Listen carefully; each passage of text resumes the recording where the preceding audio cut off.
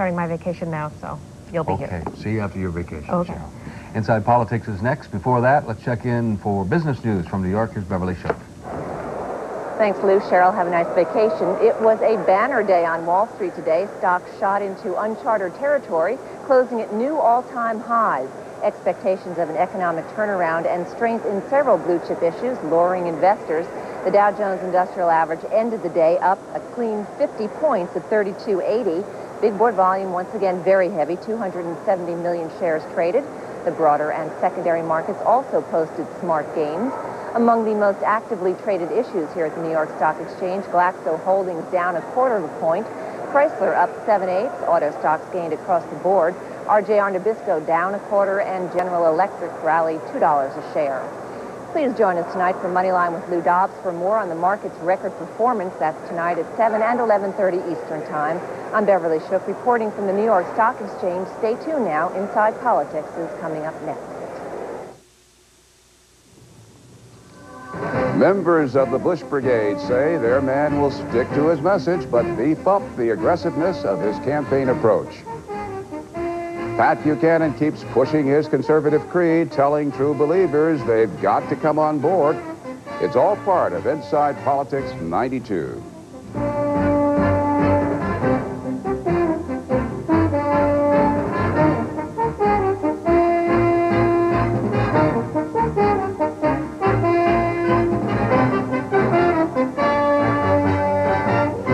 This is Inside Politics 92 with Bernard Shaw in Washington. The final results in the 92 New Hampshire primary signal state Republicans are even more dissatisfied with the status quo than the initial results showed. The official tally, which includes thousands of write-ins, works out this way. Incumbent George Bush, 53% of the vote. Conservative challenger Patrick Buchanan, 37%, and other, 10%. Bottom line, 47% of GOP voters went against their party's sitting president. Joining us now to make sense of these statistics, our public opinion specialist, William Schneider. Bill, for whom did these voters cast their write-in votes? Well, there were about 13,000 Republican primary voters who voted for a write-in candidate, and most of the ones they wrote in were Democrats. For instance, 3,600 wrote in the name of Paul Tsongas, who won the Democratic primary. 3,200 voted for Ralph Nader. 1,700 for Bill Clinton. Mario Cuomo, Bob Kerrey, Jerry Brown each got between 700 and 800 votes. So a lot of them were voting for Democrats. The political implications, 47% against a sitting president. Probably a bit disconcerting, to put it mildly, for the Bush campaign. It was absolutely disconcerting. It means that a lot of Republicans couldn't bring themselves to vote for George Bush, but they didn't want to vote for Pat Buchanan either, so they voted for a lot of scattering of names, including Democratic names. Look at the record. In 1968, Lyndon Johnson got only 50% of the vote among Democrats in New Hampshire. 1976, Gerald Ford got 49% in his own party. In 1980, Jimmy Carter got 47% in his own party, and they all lost. George Bush's 53% puts him in the company of those presidents who did badly in New Hampshire in their own party and went on to lose in November. Put your critical mind to this. Tell us about the mechanics of how these write-in votes were missed on election night. Well, there's a news election service, which is a vote counting service that's employed by the television networks and the Associated Press. Now, they only counted the votes for the candidates who were on the ballots in both party primaries and for two write-in candidates, Mario Cuomo and Ralph Nader, on the Democratic side, because those were the only two write-in candidates for whom there were organized campaigns. They did not count the write-in votes for anyone who did not have an organized write-in campaign, and that's why they missed those 13,000 Republican write-in voters. And how about exit poll estimates, Bill? They missed the write-in vote also? Why? Well, that was interesting, because in the exit poll, and I have a ballot here, voters who were exit poll were asked how they voted. You can see it on the screen. Republicans were given the name of Pat Buchanan and George Bush, and then it says, as you see, other who. If you voted for, say, Bill Clinton as a Republican primary voter, what you were expected to do was check other and write in the name Bill Clinton. What a lot of those Republican write-in voters did was see Bill Clinton's name under Democrats. You see number 3 there. They checked Bill Clinton, and what happened is the exit poll counted those voters as Democratic primary voters for Bill Clinton, and that's why they were missed on Tuesday. There are 6 more states that allow write-in votes. Colorado, Massachusetts, Tennessee, Michigan, New York, and Wisconsin, and we are now taking steps to make sure that that doesn't happen in those states. Well, if you say it won't happen in those states, it won't happen. Thank you. Well, Schneider. Changing numbers or not, the president still planning an aggressive campaign in the South that will keep him out of the White House, out of Washington, and on the road much of the next 2 weeks. Expect the gloves to come off, but for political reasons, don't expect George Bush to fight dirty against Pat Buchanan. For more on that, Mary Tillotson joins us now from the White House. Mary? Heading into those southern primaries, Bernie, Bush strategists say that all they need to do is fine-tune their message, not change channels. Even after a New Hampshire win that gave the president a narrow majority of 53%, not the sweeping victory he had been hoping for. When you add up votes for Pat Buchanan, write-ins, and minor candidates, 47% of the people who voted Republican in New Hampshire voted against the president. Officials at both the White House and the Bush campaign insist that protest vote was not a rejection of the president's economic policy, but a reaction to the recession in a state that has been particularly hard hit. New Hampshire and the rest of the process are apples and oranges in any kind of primary. Or at least that's your hope, isn't it? No, that's the reality. Those Bush supporters say, though, the president's approach will be more forceful, more aggressive as he heads south for the next round of primaries. Members of the Bush camp say privately there will be no frontal attack on conservative Pat Buchanan. The president, they say, must strike a delicate balance between opposing Buchanan without alienating Buchanan's supporters whose votes Mr. Bush wants in November. Vice President Dan Quayle, with solid conservative credentials of his own, will do the heavy lifting against Buchanan. As one insider put it privately, publicly, Bush campaign officials are more cautious about Quayle's role as surrogate Buchanan basher. The vice president has been, and will continue to be, a very aggressive campaigner.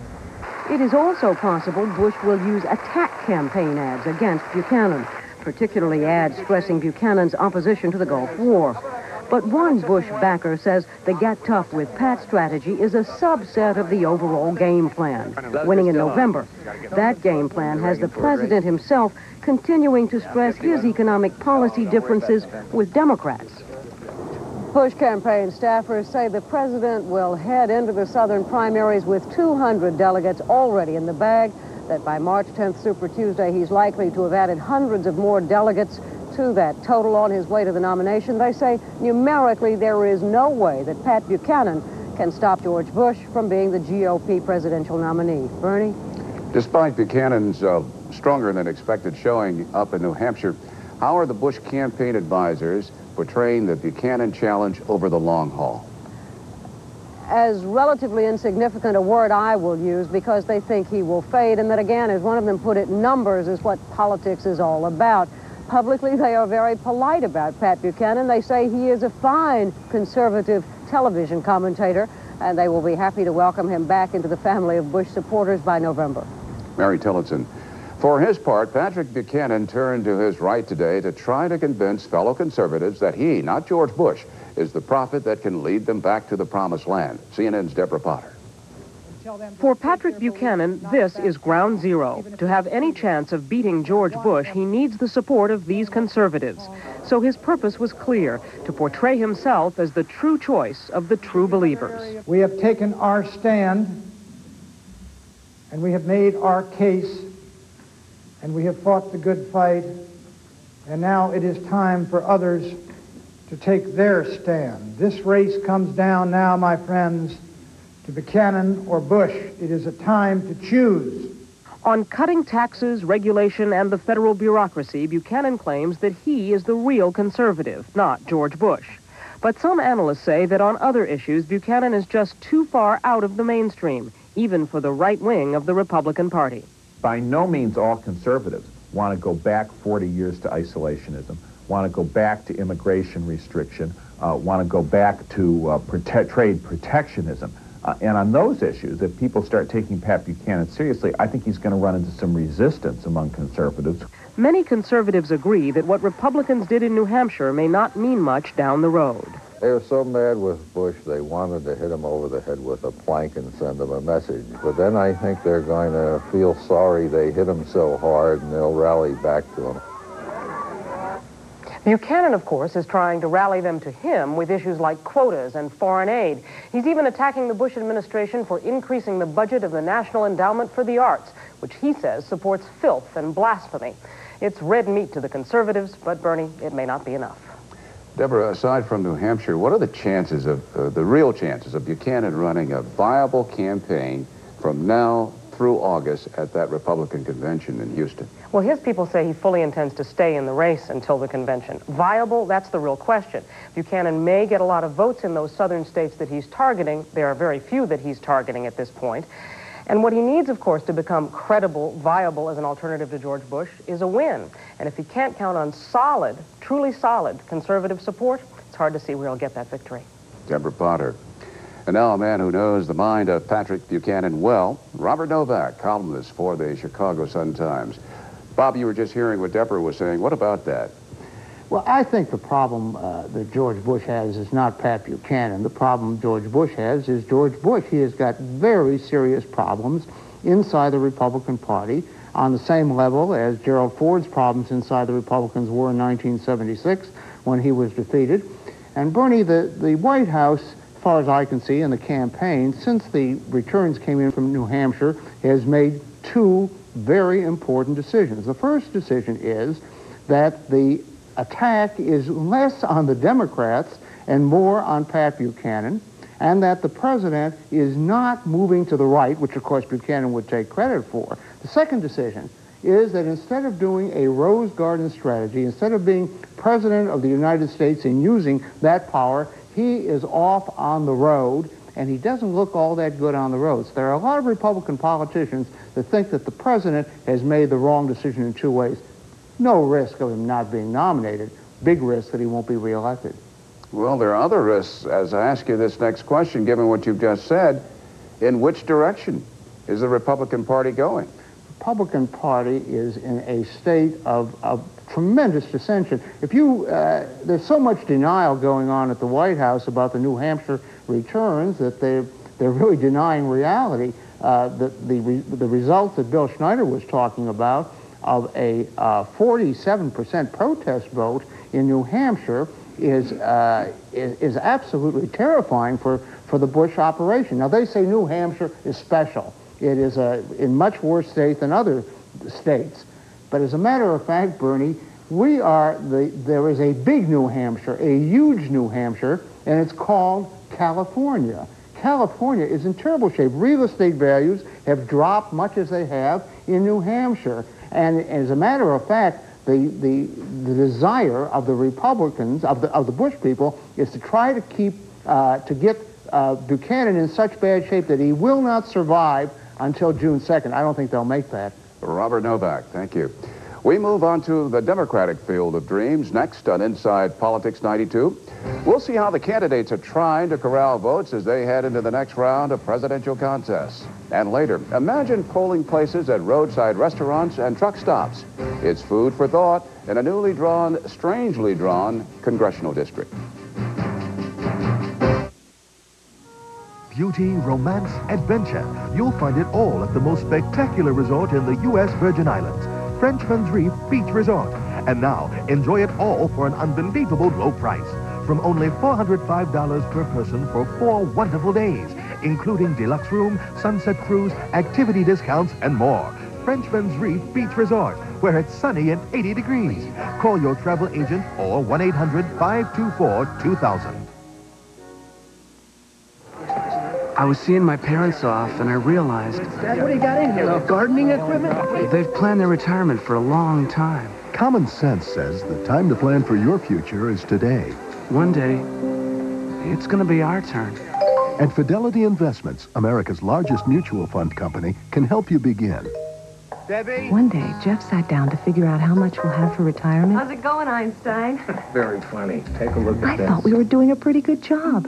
At this rate, we'll never retire. Over 2 million Americans trust their retirement savings to Fidelity with choices like Magellan Fund. Magellan's approach to stock investing has made it the #1 performing mutual fund for the past 15-year period. So call Fidelity now for this free booklet, a common sense guide to planning for retirement. You'll also receive everything you need to take your first step. Call 1-800-525-7700. Fidelity Investments. Common sense. Uncommon results. Tonight, Texas-sized ideas for turning around America's economic fortunes. Billionaire Ross Perot. Tonight on Larry King Live, 9 Eastern on CNN.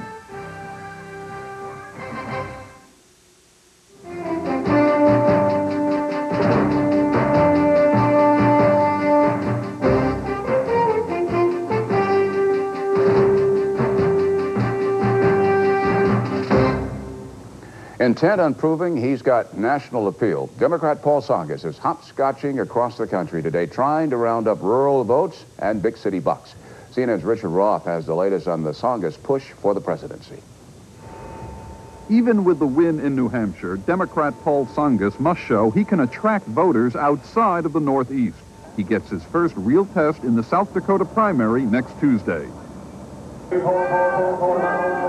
The only selection in Sioux Falls on Thursday was at the cattle auction. It was a chance for Tsongas to promote his free trade policy, which would benefit farmers. The argument about protectionism that may do well in some other places has consequences for people who live here and who make their living here. And I want to hold those candidates accountable. When they choose candidates next week, Tsongas is expected to face stiff opposition from Midwest Senators Kerry and Harkin. The former Massachusetts senator is beginning to lower expectations. Winning is not something that we expect. All I want to do is to be able to say that my views could resonate in South Dakota. To fuel his further travels, Tsongas must get more money. That's why he spent an evening in Queens and Brooklyn with Greek-American supporters. Oh, how sweet it is!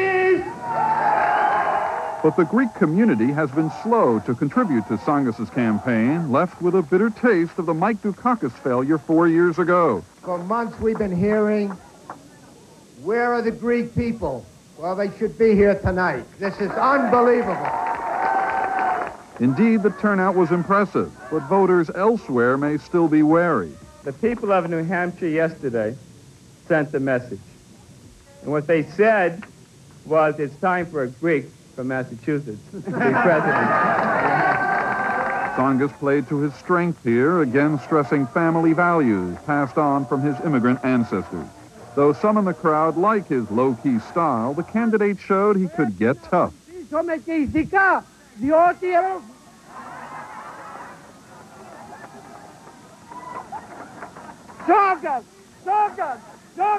This exuberant supporter would not stop talking, and the rest of the audience did not stop contributing either. We'd like to present you with the $50,000 check. The campaign took in $350,000 in the New York swing, but Tsongas is still behind his Democratic opponents in fundraising. To further broaden his exposure to the country, Tsongas also dropped in on the David Letterman show, though he wasn't given much time. The host had second thoughts on luring him over. So now I'm standing there in an awkward sweat trying to get him out, and he decides what an excellent opportunity to do some campaigning. He's up there. Paul Tsongas can only hope he makes the top of a top 10 list in South Dakota. Richard Roth, CNN, New York. The Tsongas camp is promoting a local link in a new campaign ad airing in South Dakota. A native of that state is featured singing Paul's praises.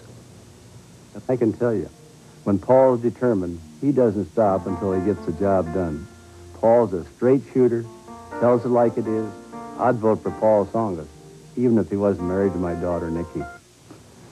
That Tsongas fan is none other than the candidate's father-in-law, who touts his South Dakota roots and his stint as a standout college football player. Bill Clinton campaigned in Florida and Georgia today, doing a string of meet and greet appearances designed to underscore his electability quotient. He's also wooing senior voters, casting himself as a defender of Social Security. Yesterday, Clinton said the Tsongas campaign seemed almost self-righteous to him. Today, he elaborated on that assessment. During the last month, when I was struggling to get my message back on the front pages, Senator Tsongas kept saying that he was the only candidate who really spoke the truth, that all the rest of us who disagreed with him on anything just did it because of polls. And for people like me who've actually been out here working, trying to create good jobs and pull people together and make progress, That's a little bit of a cold shower to be told by someone who hasn't been doing that for the last 7 or 8 years. Bob Kerrey also courted the senior set today. He had a speaking gig at a senior senator in Sioux Falls, South Dakota, a likely forum for his national health insurance pitch. After a third-place showing in New Hampshire, the senator from Nebraska is hoping he'll find more support on Midwestern turf. Tom Harkin stayed off the stump today and stuck around here in Washington, D.C. Jerry Brown focused his political sights on Maine, where the Democrats will hold caucuses this Sunday. The self-proclaimed man of the angry people is promoting his presidential bid at several town meetings. A change in the political landscape is next on Inside Politics 92. We'll cover the well-traveled road of controversy over congressional redistricting.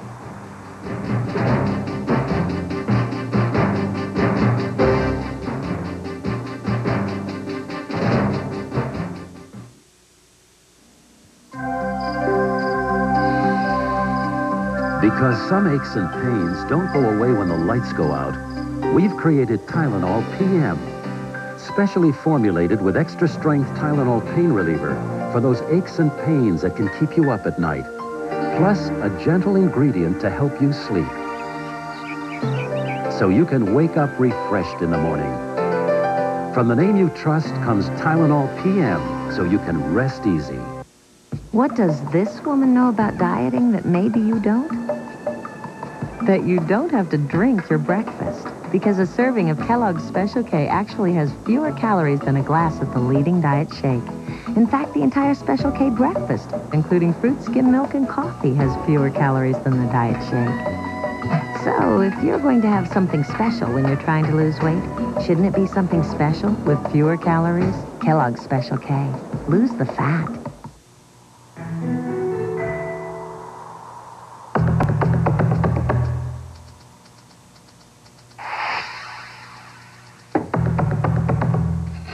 You always want to look your best, but the last thing you have time to do is shop. That's why there's the Spiegel catalog. It's filled with looks you love. Ralph Lauren, Calvin Klein, Liz Claiborne. And you can order 24 hours a day. We deliver to your home or office and pick up returns at no cost to you. For your new Spiegel catalog, call this toll-free number. For $5, you'll get our 500-page catalog, this elegant eyeshadow collection, and a $3 certificate toward any purchase. Spiegel accepts Visa, MasterCard, and American Express. The Spiegel catalog. It's for the woman who has everything but...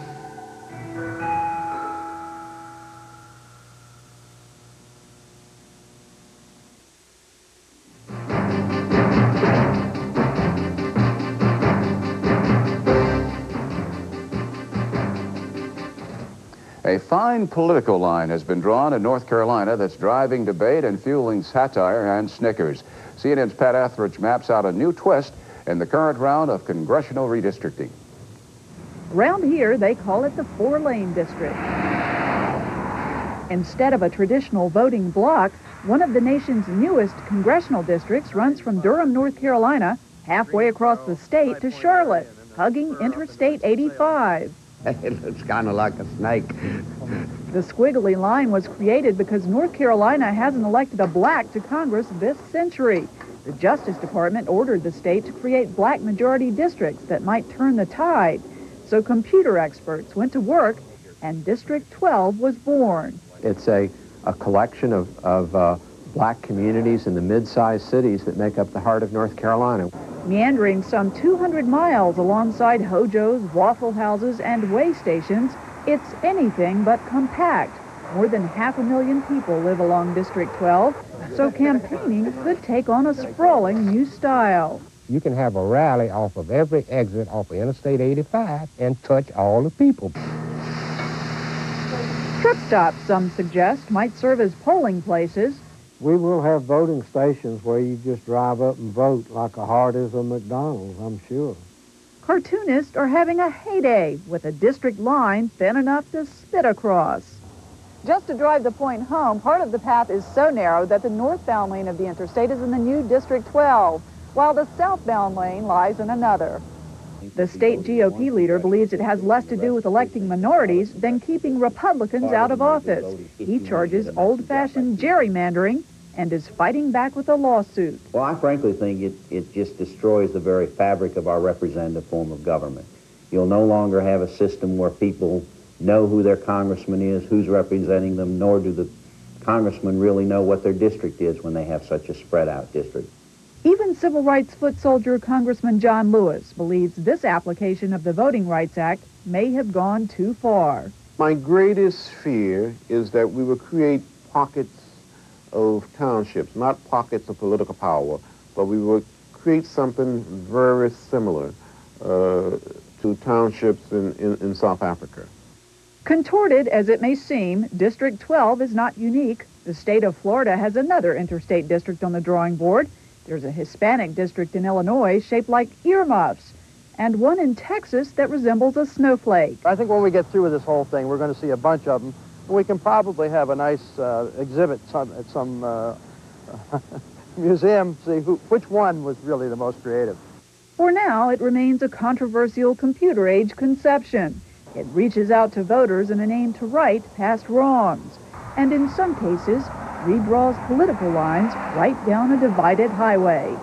Pat Etheridge, CNN, along Interstate 85, North Carolina.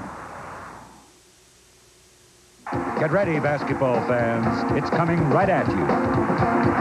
Showtime! Your chance to get every magic moment all on one incredible video. Magic Johnson, always Showtime. It's free with your paid subscription to Sports Illustrated, the nation's #1 sports weekly. Your free video is a dazzling look at the fabulous career of Irvin Magic Johnson. He digs down deep into his bag of tricks and takes you on a victory ride you won't forget. Straight down the middle, still going. Oh!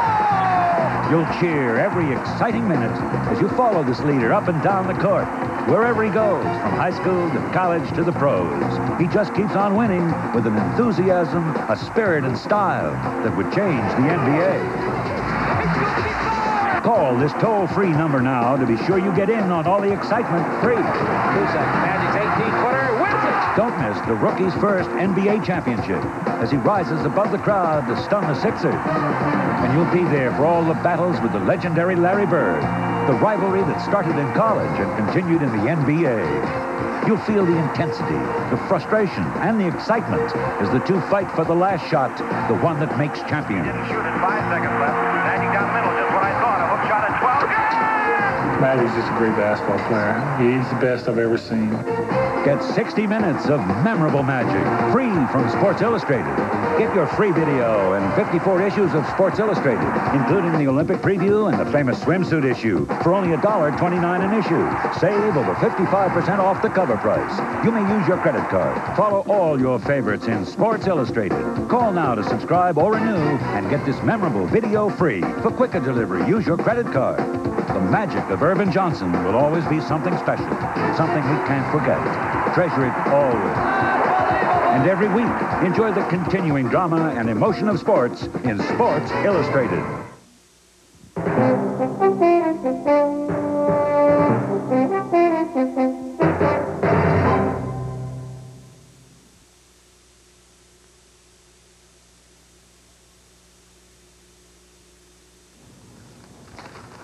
Tomorrow on Inside Politics 92, get ready with the brickbats. Bring out the bouquets. Our media maven, Rick Allen, will have the winners and losers of the week. That's it for this edition of IP 92. I'm Bernard Shaw. Thanks for joining us. Lou Waters is at the CNN Center in Atlanta with a look at what's next. Lou? Right, Bernie. Ahead on Early Prime, the fate of silicone breast implants. A panel of experts is evaluating the evidence and has decided today on its advice to the United States government. We'll have a live report on that. He wants to share a love of literature with children. We'll tell you why a former U.S. hostage thinks of reading as a life or death skill.